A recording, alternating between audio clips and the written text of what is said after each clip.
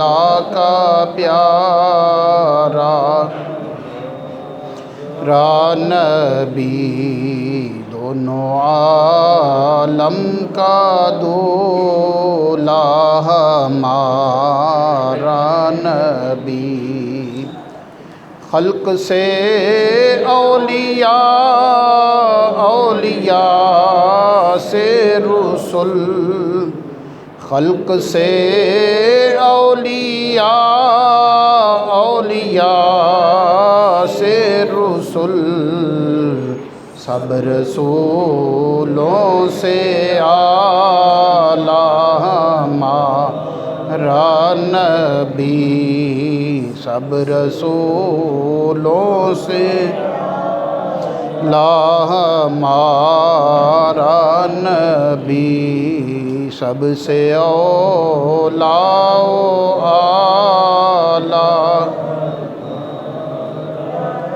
سب سے بالا والا ہمارا نبی۔ اللہ رب العزت کی حمد و ثنا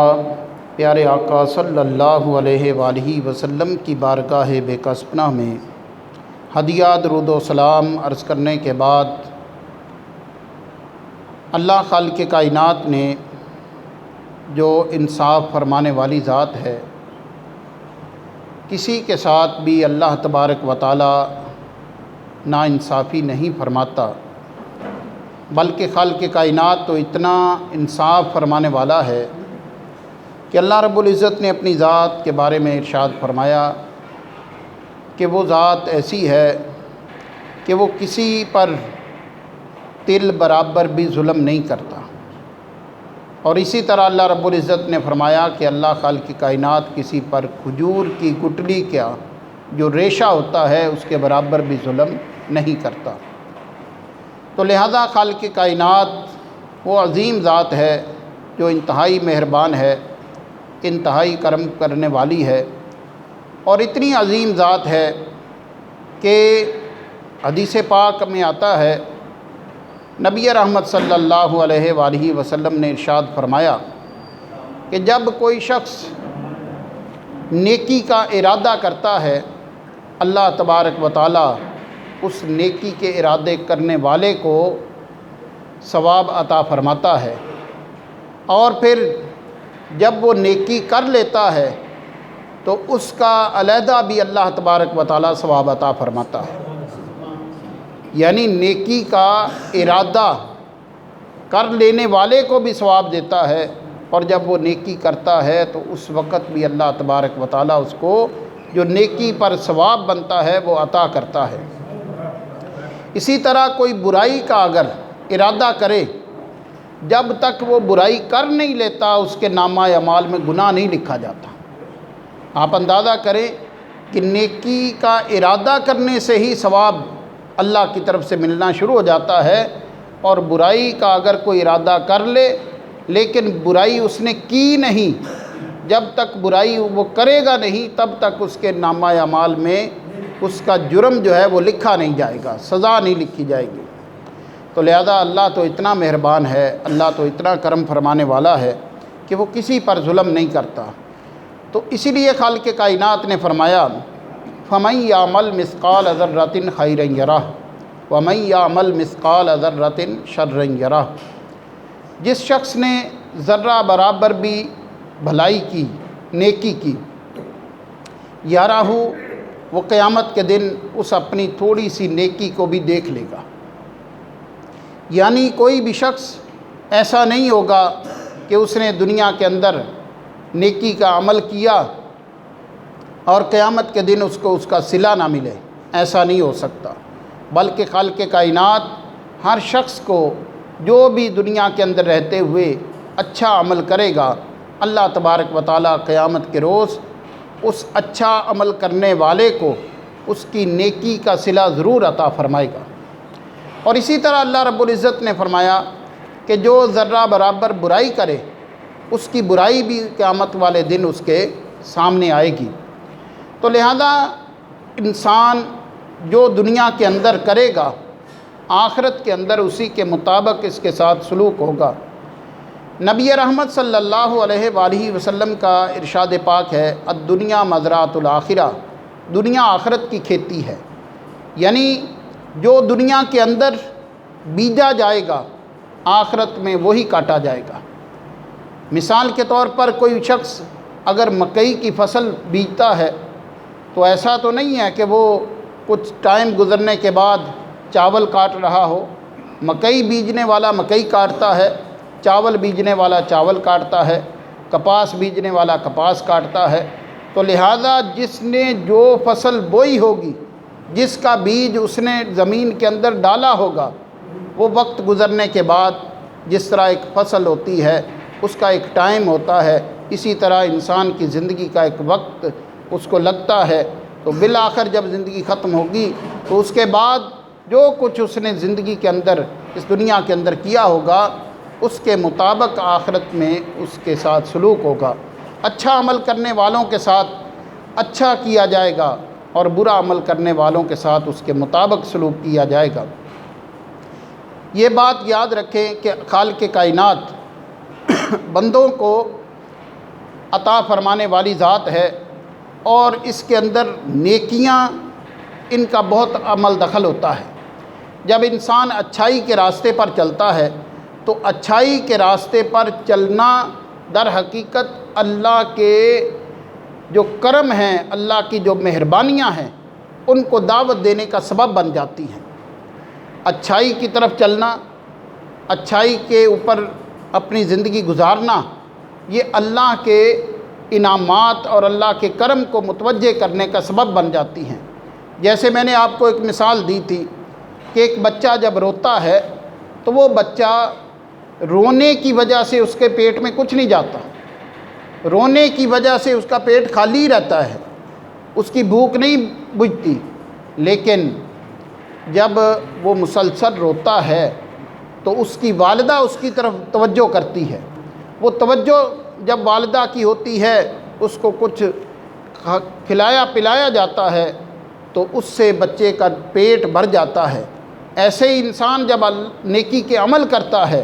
نیکی کے کام کرنے کی وجہ سے، اللہ سے دعا کرنے کی گڑ گڑاہٹ کے ساتھ دعا کرنے کی وجہ سے اللہ کی رحمت جو ہے بندے کی طرف پھر متوجہ ہوتی ہے۔ جب اللہ اپنی رحمت کے ساتھ بندے کی طرف متوجہ ہوتا ہے تو اس وقت پھر بندے کے معاملات جو ہے، اس کی پریشانیاں جو ہے وہ حل ہو جاتی ہیں۔ نبی پاک صلی اللہ علیہ وآلہ وسلم نے، آپ نے حدیث پاک بیان فرمائی کہ آپ صلی اللہ علیہ وآلہ وسلم ارشاد فرماتے ہیں کہ پچھلے زمانے کے اندر 3 لوگ تھے جو سفر پر جا رہے تھے۔ نبی پاک صلی اللہ علیہ وآلہ وسلم نے اس حدیث پاک کو، بخاری شریف اور امام مسلم دونوں نے اس حدیث پاک کو روایت کیا ہے۔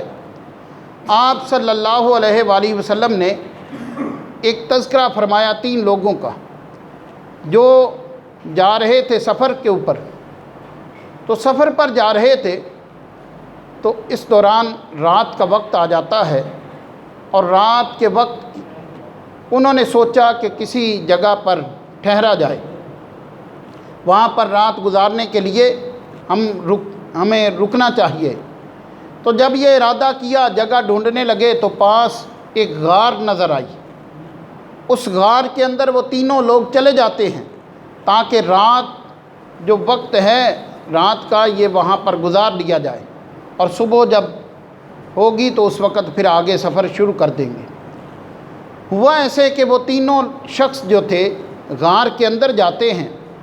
اور غار کے اندر جب وہ رات گزارنے کی نیت سے چلے جاتے ہیں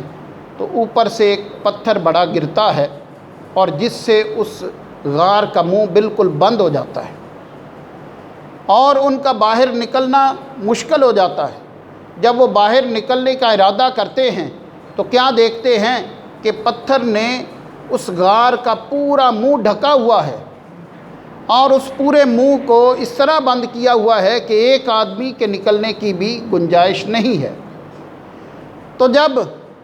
انہوں نے دیکھا کہ پتھر بھی اتنا بڑا ہے تینوں مل کے بھی زور لگائیں تو اس کو ہٹا نہیں سکتے۔ اب وہ لوگ اچھے تھے، اچھی سوچ کے مالک تھے، نیک تھے، ان کے ذہن میں فوراً یہ خیال آیا کہ اب ہمیں اس مصیبت سے اگر کوئی بچا سکتا ہے تو وہ اللہ کی ذات بچا سکتی ہے، اللہ کے علاوہ اس کو کوئی نہیں ہلا سکتا۔ ظاہر ہے وہ انسانی بس کی بات ہی نہیں، اتنا بڑا پتھر 3 لوگ کیسے ہلائیں گے، کیسے اس کو اپنی جگہ سے حرکت دیں گے، لیکن جب اللہ کا کرم ہوگا تو پھر اس پریشانی اور مصیبت سے چھٹکارا مل جائے گا۔ انہوں نے آپس میں یہ ارادہ کیا کہ ہم ایسا کرتے ہیں کہ تینوں اپنی اپنی کوئی ایسی نیکی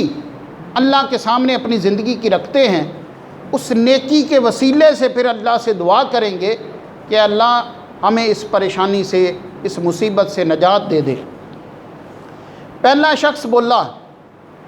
وہ اللہ تبارک و تعالیٰ کی بارگاہ میں عرض کرنے لگا، یا اللہ تو جانتا ہے میرے ماں باپ بوڑھے تھے اور میں نے اپنے ماں باپ کی ساری زندگی بڑی خدمت کی ہے، حتیٰ کہ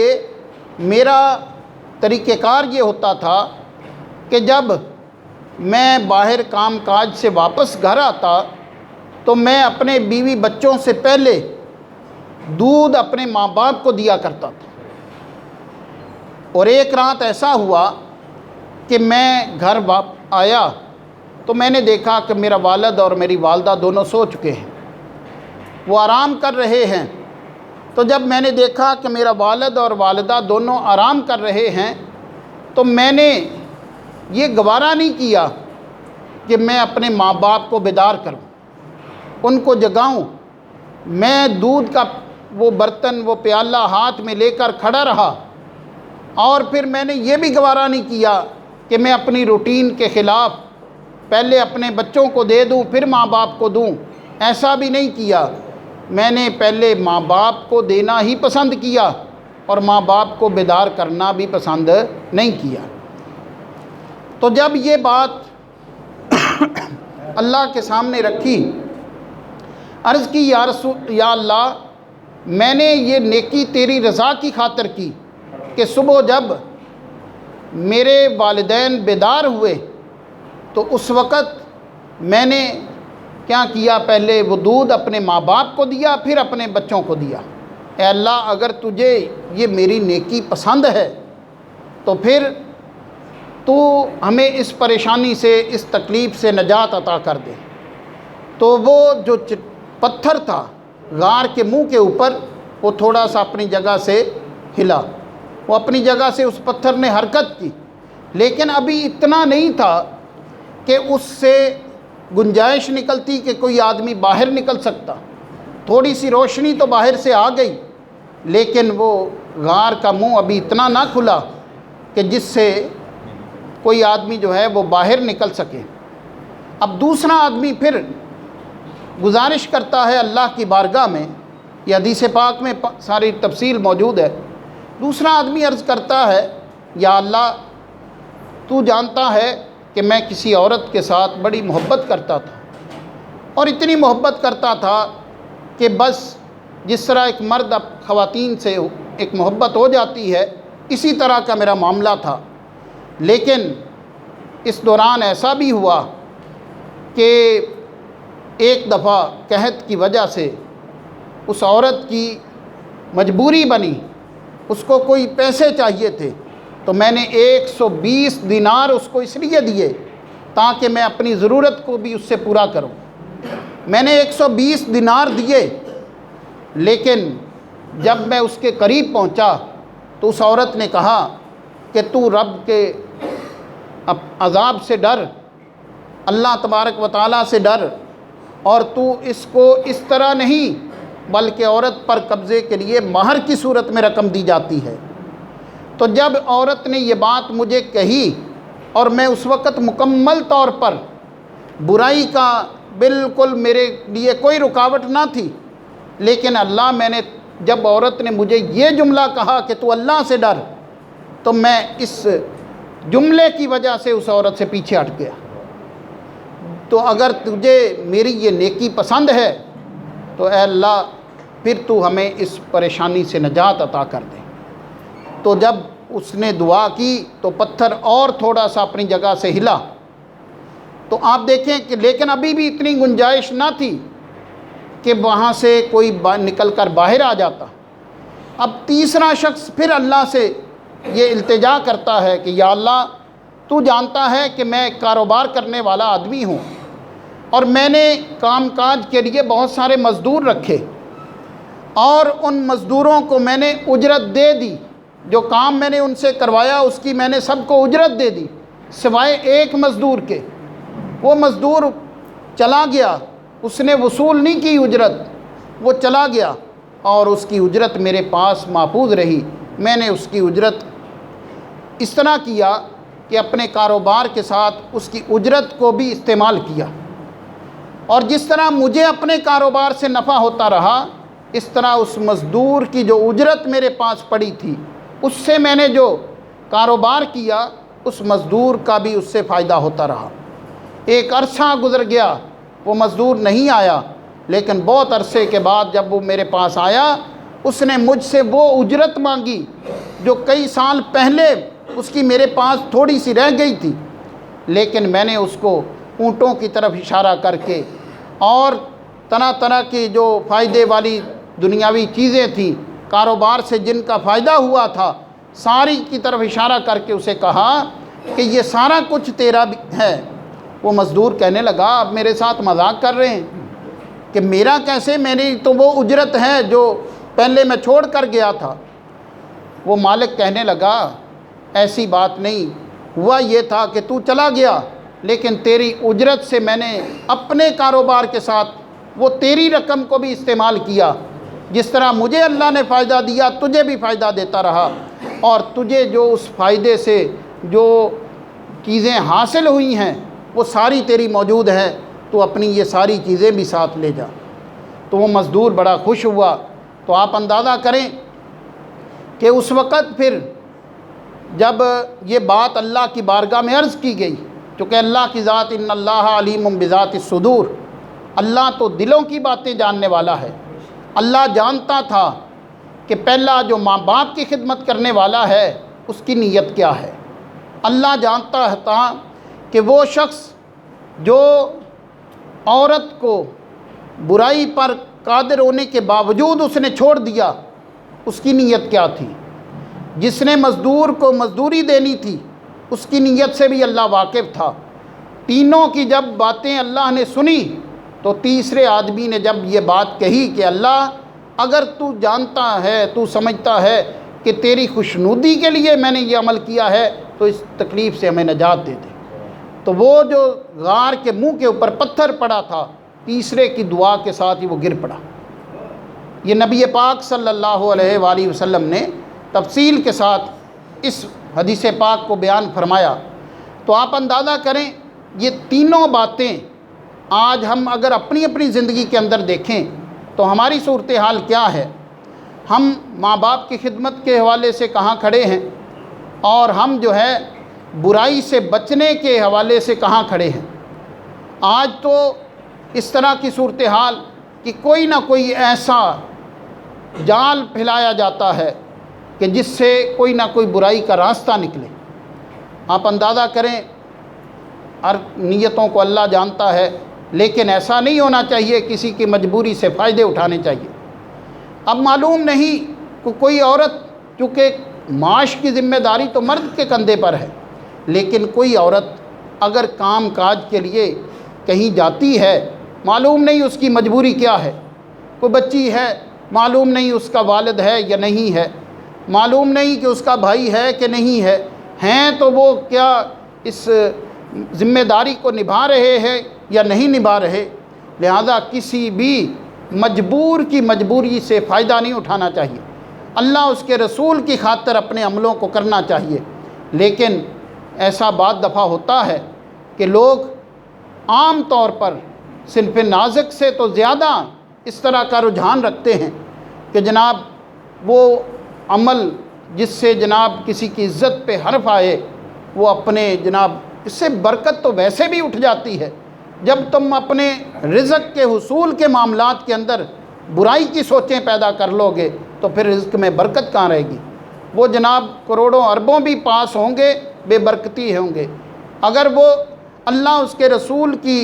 رضا کی خاطر، اللہ اس کے رسول کو راضی کرنے کے لیے اگر عمل کیے ہوں گے تو تھوڑے میں بھی اللہ برکت ڈال دے گا۔ تو اللہ کے لیے تو کوئی مشکل نہیں ہے۔ آپ دیکھیں بدر کے اندر کیا ہوا تھا۔ آج ڈاکٹر کہتے ہیں جناب اتنی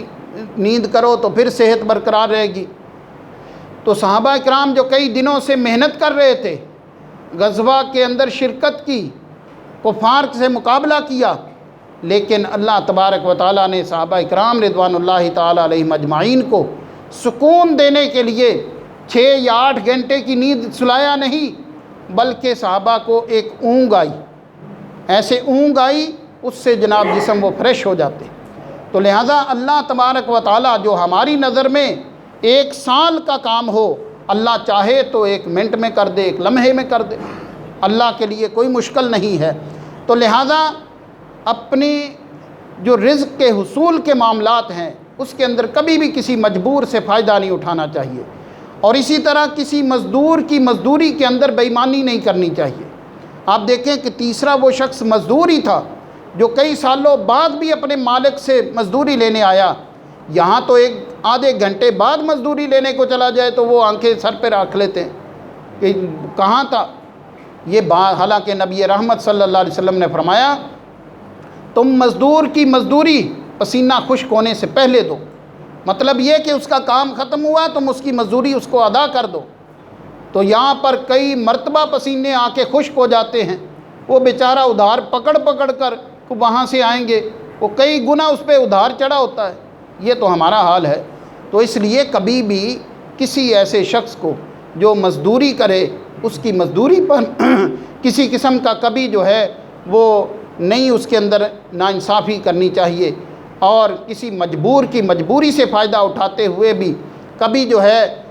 اس کے ساتھ زیادتی نہیں کرنی چاہیے۔ کہ کوئی عام مثال دے رہا ہوں، کوئی بچی ہے وہ کسی دفتر میں جاتی ہے کہ مجھے مزدوری مل جائے، کام مل جائے، اب جناب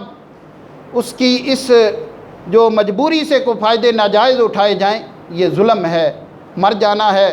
دنیا کے اندر کسی نے نہیں رہ جانا، اللہ سے ڈر کر وقت گزارنا چاہیے، کیونکہ یہ جو حدیث پاک کے الفاظ ہیں اتقوا اللہ، تم اللہ سے ڈرو، یہ صرف اس شخص کے لیے نہیں ہیں، یہ میرے نبی صلی اللہ علیہ وسلم کی زبان مبارک سے نکلے ہیں، تو قیامت تک آنے والے لوگوں کے لیے یہ لفظ ہیں کہ تم اللہ سے ڈرو، برائی کا ارتکاب نہ کرو۔ اور پھر ماں باپ نصیب ہیں تو ان کے ساتھ بدسلوکی نہیں، اچھا سلوک کرنا چاہیے، جیسے اس حدیث پاک میں بیان ہوا ہے۔ تو جو شخص اللہ کو راضی کرنے کے لیے اپنے عملوں کو کرتا ہے، اللہ ضرور اس کو پریشانی سے نجات دیتا ہے، تکلیف سے اللہ اس کو بچاتا ہے۔ تو ہمیں اپنے عمل جو ہے ان کو صحیح کرنے کی ضرورت ہے، کیونکہ ذرہ برابر بھی نیکی قیامت کے دن ہمارے سامنے آئے گی، اور ذرہ برابر بھی برائی وہ قیامت کے دن ہمارے سامنے آئے گی۔ اللہ تبارک و تعالیٰ کی بارگاہ میں دعا ہے کہ اللہ رب العزت ہمیں نبی رحمت صلی اللہ علیہ وآلہ وسلم کے لائے ہوئے سچے دین اسلام کے مطابق زندگیاں بسر کرنے کی توفیق نصیب فرمائے۔ آمین۔ وآخر دعوانا ان الحمد للہ رب العالمین۔